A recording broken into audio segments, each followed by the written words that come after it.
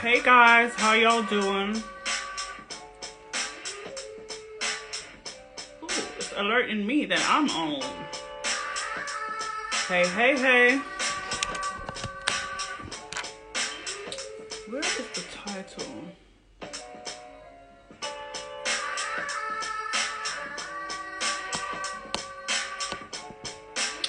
Just waiting for you all to come in. Come in, come in.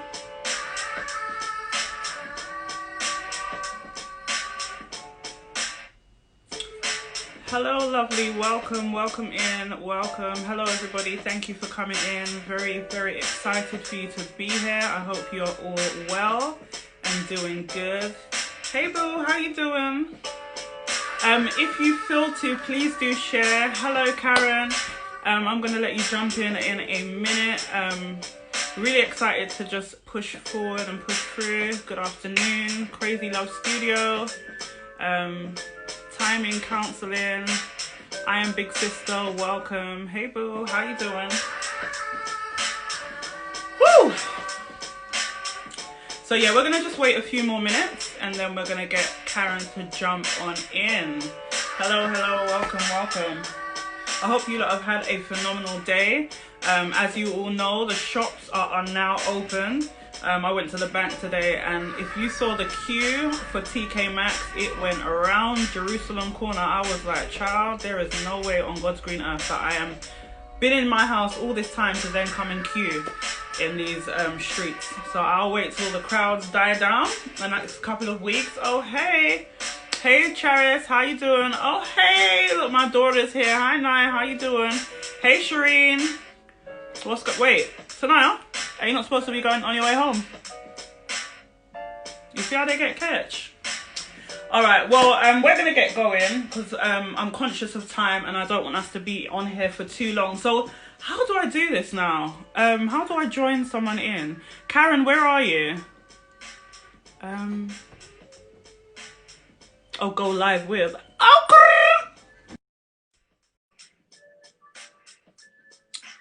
is she coming in? Is she coming in? We're waiting for Karen. Oh, Cheyenne says hi. Tanaya, make your way home and don't let me get ethnic on this live. Hey, Karen Allen, how are you doing? I'm good. How are you? Welcome. I'm very well, thank you. Looking very good. Should we just show them the t-shirts? Yes. Hey, Mumlet, how you doing? Really nice to see you. So, I'm not going to loaf. We're going to get straight into it. So first of all, thank you so much for coming in. You see I've got my little keyboard here. Thank you so much for coming in. I really appreciate you. First and foremost, it is not only an honor but a privilege to have you here. I'll be totally honest. I am not a person that fans on people. No celebrities. Many people, people love Oprah, people love Michelle Obama, and I rate everything that they do. But there are people that are true inspirations in my life. And it's really like people that are tangible, that are reachable, that are within my circle. And it has to be one out of my top three, which is you, Karen Allen. So it is an honor for you to be here. Thank you for being here and being my first live guest. Looking forward to this amazing conversation. Just welcome everybody in. So excited for you to be here. This is excellent. Thanks for joining us. Pardon? Yes. Oh, there you are. Yeah, so basically this live is about Black mums and Black sons. And the reason why I thought it was a pivotal time for us to do this is because of what is happening in today's society. And one pivotal thing that I saw on a post that was going by for George Floyd was that it said something like, when he called out for his mum, everybody, all mums were summoned. Yeah. And literally, it broke my heart to hear that he was calling out for his mum. Yes. And it goes to show that, you know, when somebody dies, the impact that it has goes far and beyond just the person, but it really does go into family members. Like, loss is just such a detrimental thing. And to hear that his mum wasn't even around and he was calling for his mum, it just feels like it was something very prophetic that only ears who can hear it, and eyes who can see it can see it. And I really felt that it was just important for us to speak to Black moms that are raising Black sons in this time, that are very afraid of raising sons in this time. Now, I understand that these things are happening in America. However, these things are happening in England. If you remember Mark Duggan, he got shot dead. His mum is now suffering without a son. Do you understand what I'm saying? So these things really are a part of people's day-to-day lives. And you are a person that is raising 4 sons. But you have a story behind raising those 4 sons as a single mum. So first of all, I just want to after all of that, got a bit overwhelmed and excited, but please just tell us a little bit about yourself, introduce yourself, and just tell us a little bit about yourself. Now, I know you do a lot. Okay. So please just tell us a bit about yourself, and yeah, let's just go from there. Well, again, thanks I know people that know us will be like, oh, it's just Jess and Karen, but I believe that whenever we get together to talk purpose, powerful things happen. So I appreciate you having me on as your first guest, pioneering and all that. Okay. No one else is going to be the first, you know what I mean? Anyone who comes on next is not going to be the first. They're not going to be first. Right, so I just thought I'd put that out there. So who am I? Like you said, my name is Karen Allen. I'm the mother of 5. I have 4 boys and a baby girl. And my children range between the age of 4 and 17. That's in, you know, I'm a child of the Most High God. I am definitely by far God's favorite. But aside from that, you know, we're not going to go into that right now. You know, we're going to leave that over there. So anyway, so but apart from that, there's a lot of things that I do, as you said. So I'm an author. I'm a public speaker, so I do inspirational speaking. I'm a Bible study teacher. I love the Word of God. I love to make the Bible come alive in people's lives. I'm an actress. Yes, you are. Who don't know that? Tell them. I was in a short film called Armani, which can be watched on YouTube, AMANI. Powerful short film, and it was my privilege to play Armani's mum. He was stabbed 7 times and survived. God turned his life around. I also wrote a play called The Countdown, so I'm a playwright. And The Countdown really is, yeah, you've been there. The Countdown is a true to life drama that looks at the lives of 4 young people, different aspects of their lives, and just the challenges that young people are faced with. I'm passionate about all things concerning young people. I'm an activist. I'm going to use my voice and my influence and everything that I can to make a difference. And I'm very, very passionate about social change. So there's a lot that I do. There's a whole lot that I do. So that's just in a nutshell. So being on here today to discuss whatever comes up, but in specifically raising Black boys is a topic that's very, very, very, very dear to my heart. And God has turned my attention particularly and specifically to men during this season, but even more specifically so to Black men, which I am overwhelmed and excited about at the same time. So as you go into talking about Black men, would you be able to share just a little bit about your story and how you became a single mum, so that people can get a gist of where we're going and why I'm asking you the questions that I will be moving forward? Hello, welcome to everybody coming in. So yeah, just share a little bit about your story. So I got married at, God, I was 27 when I got married.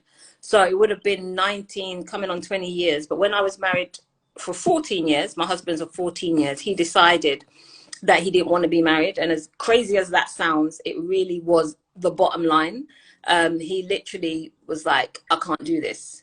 And at the same time that he decided that, I discovered that I was pregnant with our 5th child. So I was 3 months pregnant at the time that he made that decision. That was in March 2015. And that whole season, I would definitely say by far that was the beginning of my darkest years, 2015, being pregnant, having the 4 boys, being separated, having to move from Kent, our home in Kent, moving back to my parents' home in London, in North London. So that was a very, very traumatic time. And I would say when speaking of my marriage, my relationship, that I personally, when I think about it and people ask me questions about it, I don't believe that there was anything we were going through that we couldn't have got through if we had worked on it together, if we were on the same page. Do you know what I mean? So it was nothing, it wasn't abusive. You know, it wasn't something that I look back on and think, oh, that was a horrific marriage at all in the slightest. The opposite is true. There are many phenomenal things about my marriage and my relationship. It's just that it broke down from his part. It broke down, and obviously if it broke down on his part, it had an effect on me and the children. So I ended up being a single mum. My daughter is she's going to be 5 this year in September. She's born September the 10th. And a lot of people who know my story don't know the ins and outs of my story. Just because I choose not to really go there. One of the things that I talk about in my book, Broken into Useful Pieces, is that it's really not about the detail, but about the lessons that I learned along the way. We're going to get there. We're going to get there. Okay. It's not so much about the detail of it and going into, you know, what happened and why it happened, but about the lessons that I learned, that God taught me along the way. And it's definitely had many downs in terms of emotionally for me, the stress of watching the children go through this whole journey of having their dad very, very present to not having their dad at all. And I guess it would be, maybe, I'm not sure, it would be less painful if he was more present in the lives of the children, which he continues not to be, which that bit is painful. But in terms of being a single mom, that's how I became a single mom, because my marriage broke down. Thank you for sharing. So you say you're a mother, a single mother of 5. Could you share a little bit, you kind of got into it, but could you share a little bit about the process and how you overcame this hurdle of your husband leaving, and then, you know, you being a single mom and having to push forward? I mean, you mentioned a little bit about your book, and I've read it, and it's an amazing book, and we will go into that later. But if there was one key point that you could say you overcame, or how you overcame, or any points that you want to mention, what would it be? Yeah, I can't even talk about how I overcame without talking about my relationship with God. Right. I did not have a relationship with God, I definitely be in a mental institution rocking in some white clothes right now. Oh. So yeah, my faith, my relationship with God, that is the foundation upon which I stood and upon which I stand. So people often, I get asked that question all the time, like how, and for me, worship, the word, and walking. I took up walking, or in the latter parts of our breakup. But definitely my faith, me choosing to believe that incident was not a full stop in the mind of God. It was not that because that happened to me, that did not define me. Me choosing to believe that I would walk through it, that I would grow through it, not just go through it, but I'd go through it. One of the things that God said to me very early on, I was about 6 months pregnant at the time. He said to me that you will not allow your pain to stop you from pursuing your purpose. So as crazy as that sounded to me at the time, it was like God made me know that this, what you're going through, is going to be very, very painful, but it's not going to stop you. And the only thing that would allow it to stop me is me. No one else could allow it to stop me. So my faith in God, my constant communication with him, my connection with him, my trust in him is the foundation upon which I continue to stand. That's what continues to keep me. And then practical things that I had to put in place in order to sustain my sanity. Absolutely. So I've got a few questions to go through pertaining to raising black sons in today's society. However, we're being very modest here. Right. So you wrote this book called Broken into Useful Pieces. Yeah. And I've read this book, and one of my favorite chapters in here, which is one that I really battle with a lot of the time, must be because I'm nothing holy and don't have no manners. Must be keep your mouth shut. Yeah, I could have guessed that one. Yeah. So can you just share with us a little bit about this book? Because I remember the day that this was coming to the encounter. Was it the encounter? Yeah. And it came halfway through the event. Yeah. So could you just share with us how this was birthed? Yeah. Struggles that you went through pertaining to this book, and just how our good folk can get this amazing book called Broken into Useful Pieces. Yeah. So I some of your viewers may or may not know this, but one of my closest friends, her name's Joy Ibe. I called her my ministry right hand. So when my husband left, and God still expected me to do ministry, and ministry. I'm talking about preaching and teaching and Bible studies. None of that stopped because he left. One of the things that God did was bring, and he always has done, but he brought along great people alongside me. So Joy was my ministry right hand. Like, if I was ever preaching anywhere, if I was ever teaching anywhere, anything that I was doing, if you saw me, you saw her, like literally, that just as standard. So we did a retreat in 2015. So Annabelle would have been about 3 months old. And the retreat was called Broken into Useful Pieces. That was the theme. So back then I used to do annual retreats where we take away about 40 women and just go to the country and have 3 days away. And the theme that year was called Broken into Useful Pieces. And then when we came back from the retreat, so it would have been the next month, around about January, Joy called me one day and she said, Karen, I really think you should consider writing a book about your experience. And you have to understand, during that time, I was in, although I just had baby and the boys were growing, I was in very deep depression. So, and that may sound weird to a lot of people who will remember me in that season, because I was still operating, but you can operate and be depressed. Yeah, this is what a lot of people don't realize. So I was in deep, deep depression. So her even suggesting that I write a book was swearing to me. It was swear words. So I was like, no, I will not be writing no book. I'm not interested in writing a book. This is not happening. And then she said to me, I want you to think about it. So when I came off the phone, I was talking to God and I was like, I'm not writing no book, yeah? I'm going through enough, got to raise these kids on my own, got to work it out in my head. I'm not writing a book. And then it's like God said, if I give you the outline, will you write it? And I laughed. I was thinking, there's no way I'm going to get no outline. Long story short, this gave me the whole outline for the book in that setting. And what he said to me, as I said earlier, was that this book is not going to be about the detail of what happened. A lot of people, I know this for a fact, because people have told me that they've bought the book wanting to know my business. Yeah. And they're not getting my business in the book. What you're getting in the book is, what did I learn while I was going through one of the most painful seasons of my life? So the actual chapters in the book are the acronym for the word broken. I talk about brace yourself. I think I say, realize you have a choice, open your eyes, keep your mouth shut, ears to hear, and never say never. You really remember the things in your book, innit? Yeah, I wrote it. I wrote it. Okay. I wrote that. So I use the word broken as an acronym, and I just literally walk through what God walked me through. That you have to brace yourself. You know what I mean? All of us, every one of us are going to go through a season. Right now, the world is broke. Right now, the world needs this book. The whole world. The whole world.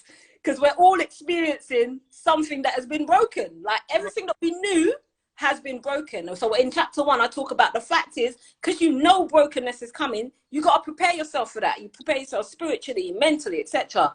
Then R is real. I'm not going to go through the whole thing, but R is talk about realize you have a choice. Because when brokenness hits you, when life happens that you didn't know it was going to happen, when your husband leaves, when your child dies, when your business breaks down, when the world goes through a pandemic, you have a choice. And in that moment, you get to decide, am I going to grow through this? Am I going to crumble through it? Am I going to become stronger? Am I going to be a total wreck? You get to decide that. So these are things that God told me. You have to go through this yourself so that you can tell other people when they're going through their stuff, you have a choice. Right now, with all that's going on with Black Lives Matter and the people, you still have a choice. We all, every season of brokenness offers to you a choice. What do you do with it? So yeah, I'll go through the lessons throughout the book. I won't go through it now. Amazing. And where can we get this book from? Yeah, so my book can now be bought as an ebook on Amazon. So if you want to just put it on your phone, you can get it on Amazon now, not as a paper. But if you want it like a hardback, you have to go to my website, because I still ain't got it together like that. KarenAllen.info. Can we just pick up our American sister that I see is online, Antonina L. Griffin? Personally, I think we should come off this live and let her come on. Yeah, I think she's the whole live. Gosh, I'm like, yes. now we're under pressure. Now we better do this properly. Come on, fix up. All right. So the reason we are here is Black Mums, Black Sons. So the first question I want to ask you is, what does it mean in today's society to have Black sons, if that makes sense? Yeah. Well, you know, that's a very broad question. Yeah. That for me, to have Black sons is both, it's a huge privilege on one hand and very painful on the other hand. because of the brilliance. And we're saying black sons because we're black mums, yeah? So Right. you know, someone's going to say all sons matter. We just want a moment of silence. We just need just want a moment of silence for everyone that's going to say all sons matter, yeah? So anyway, back to the black sons. Because, right. So raising black sons who are brilliant, who have phenomenal potential, full with creativity, you know, passion and purpose and all of that phenomenal stuff that has been wrapped up in our sons. That's the beautiful part of it, the purposeful part of it. And then the painful bit is knowing what they're going to face. Do you understand? You know, whew, that's going to be hard for them, that they're going to be judged, that they're going to be ostracized, that do you know what I mean? All of this is going to come with them just being black. So you have, as a mum now, to navigate. I saw a phenomenal post the other day where one of my friends put up, and she was like, the how you navigate life as a mum of black children in particular. But then black sons takes on a whole different layer of challenges, because when your black son leaves your house as a teenager, you're wondering, are you going to see him again? Do you understand? When your black son leaves your house, whether to go to shop, or, you know, when your black son goes to school and you get a call from the teacher, you're wondering, you know, do they see the greatness that you see in him? Okay. So it's a huge challenge, and the obstacles are really, really real. But the privileges, I believe, far outweigh the pain. Again, depending on your choice, how you choose to see it, how you choose to react to it, how you choose to respond to it. Absolutely. And one profound thing that you mentioned was about the education system. And I think one thing that the education system don't understand about our black sons is culture. And I find that they tend to misconstrue the way that our sons are, if they're loud, if they're boisterous or whatever. And all of a sudden it's like ADHD, or something's wrong, or, you know, this one's got autism, or this one's got bad behavior. And all it is just culture and personality. And I find it so heartbreaking that our black sons can be boxed in, especially in education, because of misunderstanding.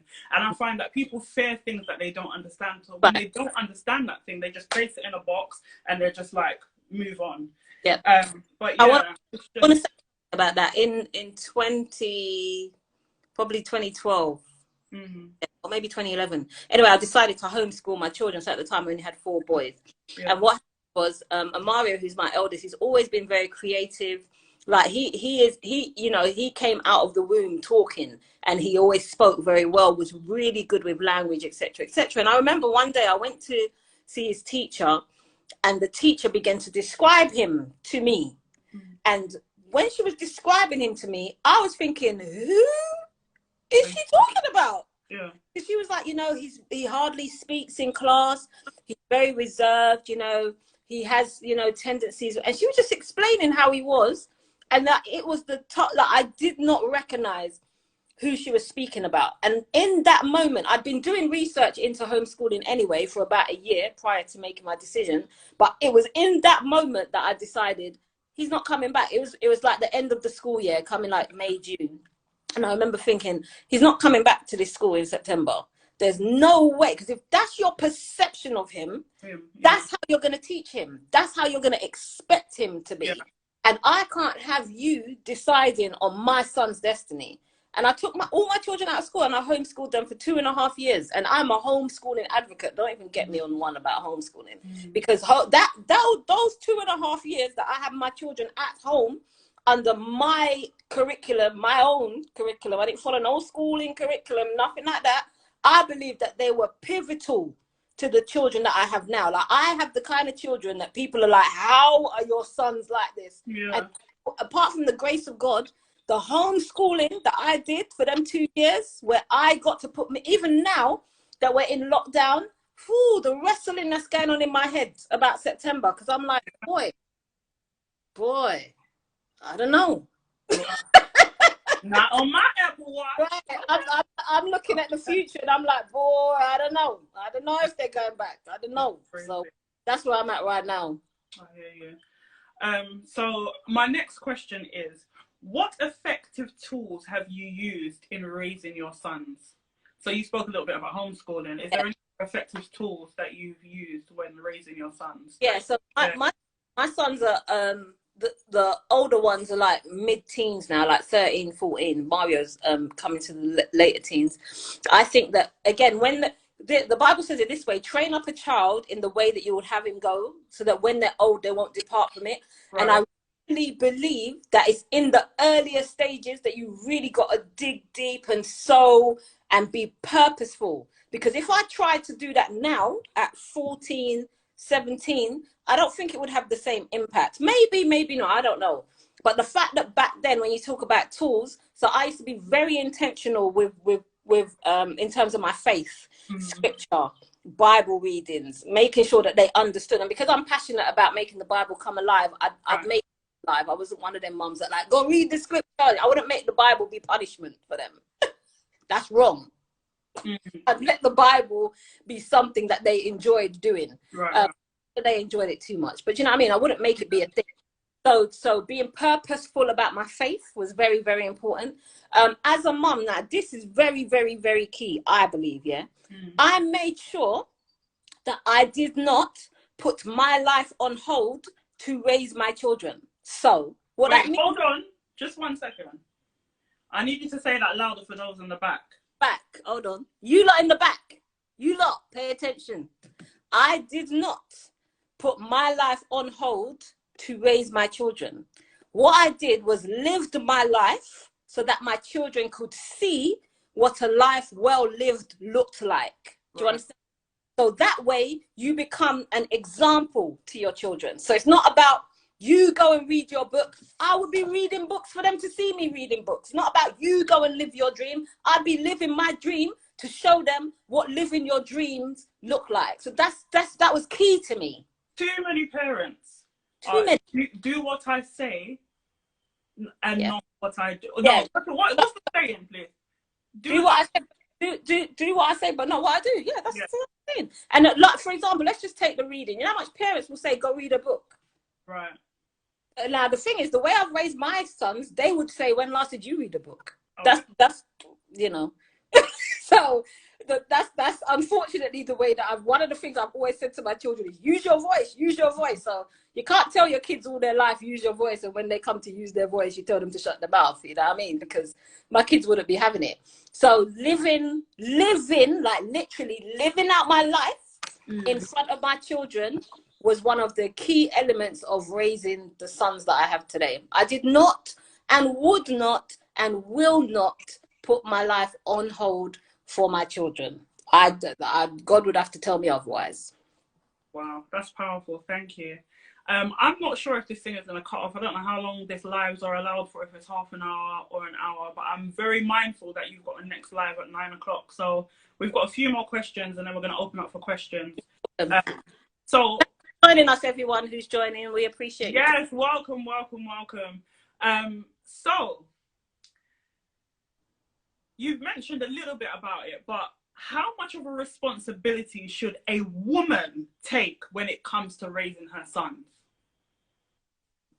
A full responsibility, 100%. And when you say should a woman take, as opposed to what? What do you mean? As opposed to, like, does she take all the responsibility on when it comes? So, say for example, because it will filter into my next question, but how many, like, do you think that it's just a woman's responsibility to raise a son? So you're a single mother right now, and you know the father's not around.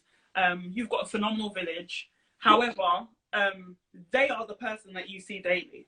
So like, how much of a responsibility do you take? Or, you know, like when you say, I do my best and God does the rest, or how much responsibility do you think a woman should take? Because sometimes as women, we can take a lot on our shoulders. We can take a lot in our minds and feel like failures and all this kind of stuff. So how much of a responsibility do you think women should take? That's a big question. I get it. I read a book once called Chicken Soup for the Mother's Soul. At the time, I think I had one son. It's a series that Jack Canfield did with Mark Victor Hansen. And I remember reading a quote in there, and the mum said, she was telling a story about raising her children, and she says she doesn't take all the praise, neither does she take all the blame. I remember reading that, thinking that's quite profound. So when things go really great in motherhood, the key is for you not to take all of the credit, because, well, I speak for myself, because I'm not raising my sons alone, although I'm a single mum. Because if it wasn't for my mum and dad, for example, I'm able to do this live with no, because my parents have my younger ones. If it wasn't for the godparents, my sister, my brother-in-law, like, dude, I could go on, like, we could do a whole live about my village. So I don't take all the credit, no way, but neither do I take all the blame, although I do take a lot of the blame. But I think that's natural for mums. Like, we look at what we haven't done and what we could have done better and what we should have done. And I have moments, I had one of them moments today where you just look at your life and you're like, boy, this was not the plan. Literally hands on head emoji, like, what have I done wrong here? So I think that in terms of responsibility, you take as much responsibility as you should. So you know what I mean? You can't shoulder it off and say, oh, that's not my responsibility. Because you're the mum, you're in charge. God has entrusted you with these children. I think one of the reasons why it's pretty easy for me not to live my life through my children is because I've always started off with the mindset that they're not mine, that God lent them to me. So because he lent them to me, I'm just looking after them until he says, right, now I want to use them to do this. Now I want to use them to do that. So because I've always had that mindset, which is, I think it's weird that I have that mindset. I'm like, dude, any minute now, God's going to call you to do what he wanted you to do. So I can't be holding on to you like I got some, you know, major investment in you more than God has. So in terms of responsibility, I think we just have to learn to balance that out, but that's something that we learn as time goes on. It's not easy, but it's about learning it as you go along. And that is actually my family motto, that we will do our best and God will do the rest. Absolutely. So this goes on to the question about men. Do you think men should take more responsibility in how their sons end up in life, either positively or negatively? So obviously within your situation, your ex-husband is not very involved in their life, if not at all. And, you know, you're doing this single-handedly, and it's like, do you think that there should be this responsibility that men take when it comes to, you know, their sons growing up, whether it's a positive effect or a negative effect? Yeah, absolutely, definitely. I just it's two sides of the same coin. Mums have got to take responsibility, and the father of the child has to take responsibility. I do believe that a lot of dads do get off. Well, I see it as getting off with not playing that active role in the lives of their children. And I do think that it is something that they, well, number one, I believe that they will all be answerable for it in due season. But I do believe absolutely that fathers have, number one, a very key. I'm not the kind of woman that wants a Father's Day card. Do you understand what I'm saying? Like, Father's Day is coming up. I don't want a Father's Day card because I'm not mum and dad. I just want a mum. Huh? I don't want to be, and I didn't ask to be. 100%. So I'm not that kind of mum. Like, and there's no judgment on those kinds of mums. Yeah, that's fine. If you want a Mother's Day and a Father's Day card, that's great. But I'm not that kind of mum. I believe that dads should play their part, and that when dads are absent, there is a gaping hole in the lives of the children. Even though God feels a hole, mum feels a hole, there's a hole for fathers. That I believe that if they're not there, then it does have an impact on the children. And I believe for that impact, fathers should absolutely take responsibility. I mean, you and I's story is very similar pertaining to children's fathers leaving at the fifth child as well. It's actually crazy. It's almost like it's a twin story. Like we made it up, and just, you couldn't make it up if you tried. But one thing I was thinking about the fact that my children's father has left is that him being here now, where would me and my family be? And I always say, I believe that my children either would have been in care, been arrested and in prison, or in a mental institution. And I'm being very serious, because our relationship was very toxic. And the way that he was removed from my life, I definitely know that it was God that did this. And when I look back now and come out of the bitterness and the anger of him going and why me, and I remember one time my friend said to me, "Are the children happy?" And I was like, well, yeah, they're all right. Are they? And do they ask? Like, you know, they have gaps and they have holes, and, you know, they will have moments. But it was more to the fact that it was me that had the issue with him leaving. The children were fine. They were running up and down, happy, doing their thing. And it was like, how can he leave them? How can he do this? And all of the time, it's my personal things that I'm going through. And honestly, looking back and reflecting, I think to myself, he couldn't cope. Right. He couldn't handle it. He couldn't cope. And I was not a woman at the time I am now to be able to deal with the things that he needed as a man. And I think sometimes, not that us as women should feel sorry, but I think that sometimes we have to look at things from a wider perspective and think to ourselves, well, what could it have been if he was here?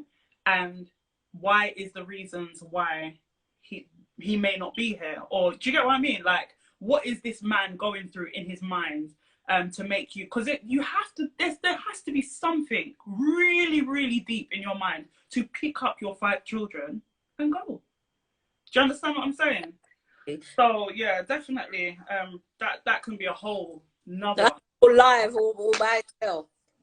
So I've got my last 2 questions for you. So could you share a time with us that was challenging raising your sons and what strategies you used to overcome? Yeah. So I'll talk about my eldest. So when after my husband left, probably about 2-3 years into the season of him leaving, my eldest went through a really challenging time mentally, and he'd spend a lot of time, because he's a creative, so he does a lot of internal work, and he does a lot of writing and, you know, creative writer, and he went through a really, really rough time where he'd spend a lot of time in his room by himself. And that was really, really hard for me, because during that time, I just wanted to hurt people, like, because to see your child hurting over something that you can't control and they can't control is just, it's really, really horrible. So in terms of the strategy, I had to pull on the village, that amazing village. And then I had to actually seek out help to get him some counseling with CAMS, children and health, mental, I don't know what it stands for, but basically counseling support. And initially he wasn't up for it at all. He was like, no, I don't need counseling, I don't need. But again, what did I do? I modeled it. I started going counseling myself. So children would see me going counseling every Wednesday, and they started to say, boy, mum, like when I stopped going counseling, they were like, mum, you need to start going back to counseling. So my kids saw me going counseling, and they saw how counseling positively impacted me. And after that season of him watching me, then he decided that he would try the counseling. So I reached out for help that was beyond myself, that could help him. So that was a really, really, really challenging season. And he was with CAMS for about a year. And again, you saw major, major differences. Him, you know, slowly coming out of himself, him just having, because one of the things that I did with my eldest son, I would always tell him, you are not the man of the house. Right. Because they take on that. I was like, you're not the man of the house, you're the child. You're my son. I never had that narrative in my house, like, you're the man now. You got, no, just be a child. You didn't ask for none of this. Do you know what I mean? So because I had that narrative, seeing him come back to himself as a child was what I wanted. And that's what we're slowly coming through that season now. So yeah, reaching for help outside of myself. Don't feel no way. I didn't have the narrative in my house that was like, no, I don't want no one to know my business. Like, dude, when your house is on fire, you need the fire brigade, mate. Okay. This could be a whole nother life as well, but Black families and mental health, it's like a taboo subject. Nobody don't want to chat about it. Mental who? Go pick up a book, go read the Bible. What do you mental what? Go in that room, or they will beat the mental health out of you. I'm not that gay. It's amazing that, you know, you've gone, and even beyond religion or relationship with God, it's like, what people need to understand is that God has created all things. Right. So if we have counselors and we have doctors, God has placed these people in place to help us. So why are we not using the tools and the systems that are around us to enable us to help us with our families? Yeah. It doesn't make sense to me. And the thing is, if anyone knows me, you know that me and the Bible are like besties. I love the word of God. However, the Bible tells you, most Christians wouldn't know this because they don't read their Bible. Yeah. The Bible tells you that in the multitude of counsel, there is safety. So to get help outside of the word, to get help outside of the church, to get help outside of your circle is biblical. Right. And so to not reach for help and to act like you're superwoman and you're supermom, you know, live Yeah, the move like a fool, and you know, live right, live your dream. But I wasn't that girl, so I got help, and then I got my son help. Wow, that's amazing. So I have a last question for you. Come on, girl. We're gonna move on to questions in the Questions audience. from the outside. From the outside. Yeah. So, have you forgiven your husband for leaving? If so, can you share a few words of wisdom on forgiveness and the importance of this factor? Yes. Okay, so forgiveness, number one, I believe to be a gift. I see forgiveness like this, yeah, that God gave me a gift called forgiveness. He said, Karen, here you go. I forgive you. And in him giving me that gift, he then said to me, now in giving you this gift, I expect you to give this to whoever comes into your life that will need it. Because he said to me, there are going to be people that need the gift that I've given you. This gift is called forgiveness. So because I have that analogy in my head, like God gave me this and he said, I'm giving you this so that you can give this to those who need it. So obviously, when this first happened in 2015, when my husband left, there was no talk of forgiveness, yeah? I would do a Stormzy on people, yeah? You know what I mean when I say that. I know what you mean. Right, so we're going to leave that between me and you. Yeah. I want to talk to me about forgiveness because I had 4 boys and I was carrying a child, yeah? That's all I wanted to talk about. Right. But it was very, very quickly, and I'm talking about within the year, within the 2015, God said to me, it's so upsetting. When I think about it now, I still get upset about it. God said to me, and I talk about this in my new book that's coming out towards the end of the month, Thou Art the Man. That when I was feeding Annabelle this particular day, so I'm feeding my daughter and I'm doing the whole I love my daughter thing, and you know, you can hear music and there's just butterflies and wait, hold on. Our son's online. Hi, Mario. Sorry. Yeah. Okay. So I'm feeding Annabelle and you know, it's all just wonderful and roses and it's just phenomenal. And then God, I'm looking at her and thinking, I cannot believe how much I love this little girl. Like God has blessed me with this precious, precious gift. And I just felt so overwhelmed. And in the middle of that, God says, this is how I feel about my son.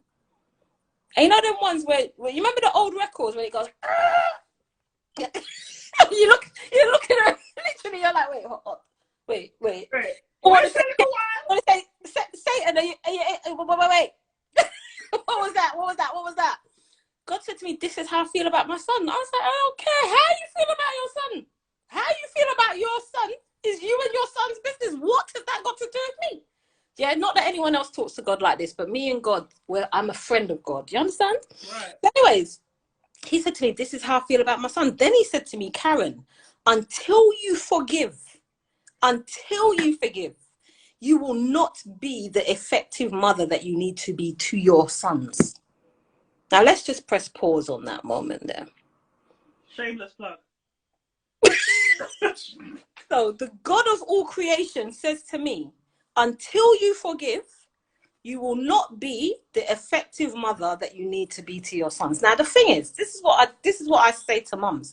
If you want to be the best mum that you can be, and forgiveness is one of the boxes that you have to tick, and you're ticking all the other boxes, yeah, you're sending them to the best schools and you're taking them to football every weekend and you're making sure that they go to church, you did all of them boxes, but you have not ticked the forgiveness box, Houston, we have a problem. So when you say to me, have I forgiven my husband? The answer is a resounding yes. However, it did not happen overnight. Right. It was absolutely a process. Right. And I believe that if I hadn't gone through that process, I would not have got to the stage where I was able to freely write a book for men called Thou Art the Man and be able to express that it because I chose, because forgiveness, realize you have a choice, chapter 2 in Broken, realize you have a choice. Forgiveness is a choice. God is not going to force you to forgive. Stay in your bitterness if you want to. Stay in your unforgiveness if that's your thing, innit? But if you want to be the best you can be, and forgiveness is a tick box, then I had a choice to make, and I chose to forgive. And that, even that in itself, is a continual process continually, when the devil's like, yeah, but look, it was the boy's birthday and he didn't call. Look, it was the boy's this and he didn't. Every day, you're like, you know what? Shut your mouth, Satan. I have forgiven. And I continue to forgive. So the answer is yes. I have absolutely forgiven my husband. And that's because I want to be the best mum that I can be to my sons. And I don't believe it's even possible to be a great mum to sons with unforgiveness towards the father of those sons. I don't think it's possible. It's a contradiction in terms. You can't hate. You cannot hate, despise, disrespect, dishonor the father of your children and be a great mother. This is impossible because you're disrespecting your children. Right. Anytime I would dishonor him, I'm dishonoring my sons. Right. I disrespect him, I'm disrespecting my sons because he is them. So I had to make that. It's the same with me. I had to go through a process. Yeah, to the point, I remember one time where I called my children's father because I was hearing so much noise and just about how he was just making up stories about how he was coming down to see the children for 2 years. And I was like, what? And I said to myself, you know what? There's something going on here. Why in his mind, he has to sell a fantasy, but it's not a reality. So I called him and I said, you know what? I forgive you. And I remember hearing him crying on the phone. And I was like, that was the chain that was broken. That was just like, you know what? Whatever this is or whatever's happening, I forgive you. It is what it is, kind of thing. And it's necessary because it releases so much. What is the scripture? It says, forgive others so that you may also be forgiven. Absolutely. We are. It's all interconnected. Like unforgiveness, there's a phenomenal quote. Unforgiveness is like drinking poison and hoping that the person you're not forgiving is going to die. That's one of the best quotes about forgiveness. I'm drinking the poison, you know, but meanwhile, you for dead. Right. Poison. Right, yeah, poison. So to hold on to, and the thing is, don't hear what I'm not saying, people. Don't hear what I'm not saying. I am not saying it's easy. I am not saying you ain't going to cry your way through it. I am not saying you ain't going to struggle. I'm not saying you ain't going to want to make some phone calls to make people care. I'm not saying that. Okay. What I'm saying is, ultimately, forgiveness releases a grace on you. When people say to me, how do you? Forgiveness has been a master key. Master key for that. Some people are so twisted and bitter and grown and wondering why there's no fruit in their life. Why there's no fruit? It's linked to unforgiveness. Okay, thank you. Oh, this has been amazing. I wish you could have stayed for longer, but I need to let you go here in the next 5 minutes because Karen has a next live at 9 o'clock. Live at 9 o'clock. So when you jump, please do. On my live. Wait a minute. Sorry. Go on. You lot, thank you all for. Don't go over there. No, at 9 o'clock, Karen is doing a live on her, so please jump over there because she's going to be talking to. She's doing conversations with men, and it's amazing. But I just saw a question here. It says, "What advice do you have for single parents?" It's a bit of a broad question, but in what sense? Can you elaborate a little bit? Is there any other questions? I could see there was a lot of discussion. But let me just speak into that just a little bit, although they haven't specified. My advice for single parents is utilize your village. Yeah. Right. Don't allow that status of whatever that is to make you feel single. Don't mean you're on your own. Right. You know what I mean? Single doesn't. There's no way. My kids tell me. They say to me, "Mum, come on, you're not a single mum. You can't use that. You can't use that line." That's what they tell me. Yeah. My village is ridiculous. It's amazingly, awesomely powerful. So utilize your village. Don't be proud. If you need help, say you need help. If you need a break. If you need help with the shopping, you need some money. Ask for it. That's what I say to anything. Just because you're single doesn't mean you are on your own. Utilize your village. I utilize my village. Honey child, sometimes people wonder if I really do have 5 children because I'm out here doing my thing. Right. There was another question that said, how did you make the Bible come alive for your sons? Do you know? How do you make the Bible? Yeah, first of all, you have to make the Bible come alive for yourself. Right. Okay. you have to fall in love with the word yourself. You have to. And one of the things I say when I'm doing my Bible studies is if you're stuck on a certain version. So for example, we were raised on the King James version of the Bible. Yeah. So if you're stuck on a certain version of the Bible and you find it long and it's boring and I don't quite understand it, I say to people, well, try another version of the Bible. You know, the NIV, the NLT, just try another version. That some people think I'm telling you heresy right now, but try a version of the Bible that makes it feel like you're reading a story. Right. So the Bible come alive to you first. That's the key, and then you'll be able to authentically make it come alive. Any message that I preach, 9 times out of 10, I have preached it to my children before I preach it. And it's not like I sit down and be like, yeah, then I'm going to give this. I'll just talk about it as I'm going through the day, or I might drop a nugget here and drop a nugget there, because it's alive in me. Do you understand? It's alive in me. So making it alive in you first will make it easier for it to come alive in your children. Don't make the Bible be a chore, man. I think for myself as well, when I speak to my children about the Bible, I'm speaking about like a particular character and I'm using slang and I'm just speaking about it as if like I'm just talking to one of my friends and I'm like, fam, did you know that Esther, and blah, blah, blah. Just keeping it 100 and keeping it to yourself, because I feel like all this thou art thy, this, that, it's like, I don't even understand that. I just can't. So yeah, making it alive. Marlo, I'm gonna ignore your question. No, don't ask Marlo no question. Marlo, we're not. You wear her. You wear her. No, what's this question? I don't see the question.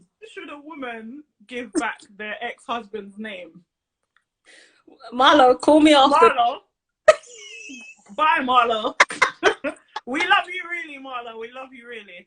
Well, that's up to the woman. You know, the woman gets to decide. Like, did Tina Turner? Tina Turner. You can have everything, but my name. Right, I'm skipping my name, honey. So you know, it depends on the woman. Right. This is the last question because I really have got to let Karen go. How are your sons dealing with this now as they are older? So you briefly shared a little bit about, you know, your eldest son, but like obviously there's ups and downs, smiles and frowns. Yeah, is that it's a challenge. Like I say to people all the time that I'm in the middle of my story. Right. I was saying, do you have Tina money? Can you exit that? Marlon, what? sorry guys. That's anyways. Yeah, so I'm in the middle of my story, so it's not like I'm talking to you and that was 10 years ago and you know now we're here. So we're definitely go through ups and downs. That my sons are very protective of me. Right. So I personally don't even believe my sons tell me how they're feeling. Not really. You know, they're always okay. They're always okay. What, you know what I mean? Okay, how you, son? How you feeling? Do you want me to call your dad? Do you want to? No, mom. It's fine, mom. I'm okay, mom. So what do? I pull on the village. I pull on Courtney, father to father. I pull on Uncle Darren. Do you know what I mean? Uncle Marlo. I pull on the village so that hopefully when the boys are around the village, they'll say more to the village than they'll say to me. So it's definitely up and down for the person who asked the question. It's good days, it's bad days, it's they're doing good, and then sometimes they'll retreat into themselves. So we're still in that journey where we've not come through yet.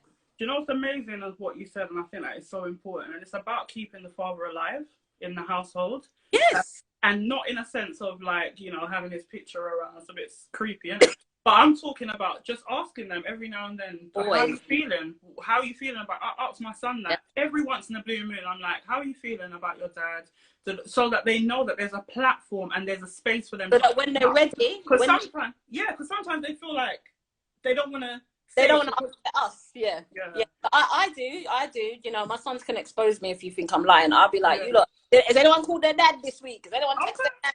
No one wants to call their dads. Right. And that's despite me and their dad not having no contact at all. I say to them all the time, my prayer is that you lot have a relationship with your dad because he's your dad. Right. Absolutely. Karen? My dad. So I want them to have a phenomenal relationship with their dad too, despite what me and him have been through. Absolutely. Karen? We're going to have this again. We're going to have to do part 2. Thank you so much for coming on this live. It has been an honor. Thank you to those who joined. This live will be saved. I hope that I save it good. Please just pray on that it saves. But yeah, we'll have to do a part 2. But do join us next week. Let's show them our tops again. Come. Take a screenshot. Hold on. Okay. But yeah, please do join us next week. I have an amazing woman called Shirlene Wilson who will be speaking about rape and restoration. So that's going to be amazing. Please do hop There's over my to cousin, Karen Allen's from live the now US, my cousin. at Bye, 9 I o'clock. love you, cuz. Sorry, Jess. I love you, cuz. No, it's all right. Look what Marlo You love put. you, Marlo's rude, you know. Look what Marlo put, Jess. Look what Marlo put. What? Well done. Marlo? Anyway, thank you so much. I love you so much. Please hop over to Karen's live now, her conversation with men. Thank you for joining us. And we will speak to you very soon. God bless you. I hope you've been blessed. And if anybody has any issues or any questions, do not hesitate to inbox Karen or I, and we will be honored to help you or to just answer any questions or just keep you in prayer. Whatever it is, just please don't hesitate to contact us. We love you so much. Thank you, Karen. Bless you, darling. Bye for now. Bye-bye. Good evening.